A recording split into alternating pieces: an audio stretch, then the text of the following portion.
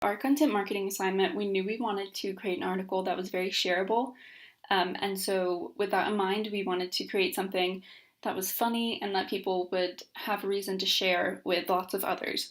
And since it had to be spring break related, we decided to try and choose a spring break experience that lots of people could share together and would be able to find humor in, so that they could share it with friends or family. So we decided to use the GIF list type of format for our article, just because that was something that would be easy to convey humor in, gets shared a lot, goes viral a lot. You see those all over Facebook, so you know people like to share them. So that's pretty much why we went with that format. And we decided to use the experience of going on a cruise because we figured generally that's something that a large group of people does together. You'll go with friends, you'll go with family. Spring break is a really popular time for that, so the timing was perfect. So you have a lot of reason to share it because there's lots of people that go with you, and there can be lots of humorous aspects. So our article that we created, When You Go on a Cruise as Told by GIFs, was the title. And here's just scroll through our article.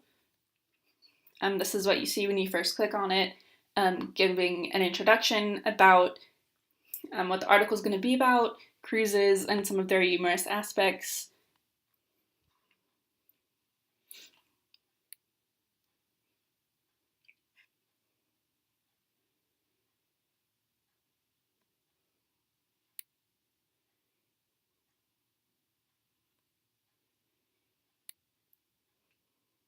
So that's just a quick scroll through, obviously.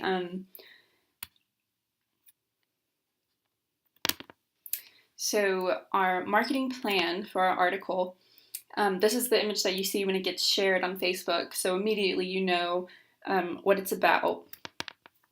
Our target audience, like I said, was people who were familiar with or go on cruises, and college students who go on a cruise for spring break, since the timing was right for that. And we figured that the audience would also expand to the friends and family of those people because generally that's who you go with. And we decided to primarily utilize social media, Facebook, Twitter, and we optimized for what is a cruise like on search engines. We knew people might not share it because they hadn't been on a cruise, so the audience was narrowed a little bit, but we figured that that would kind of be made up for by people who just shared because they thought it was funny, even if maybe they didn't have that experience. We decided to utilize a lot of influencers on Facebook and Twitter mainly. We would mention them and hashtag things that they generally hashtagged in their tweets, or in their Facebook posts. We messaged them to try and get responses, retweets, likes, shares on Facebook, that kind of thing. That did turn out to be a lot more difficult than we thought, which we'll talk about in our results. So our main method ended up being kind of hashtagging and piggybacking on popular hashtags and just mentioning those influencers and hoping that their followers might see those mentions. Maybe if they had notifications for mentions of those names or certain hashtags that they generally post, that kind of thing. So that was our main marketing plan.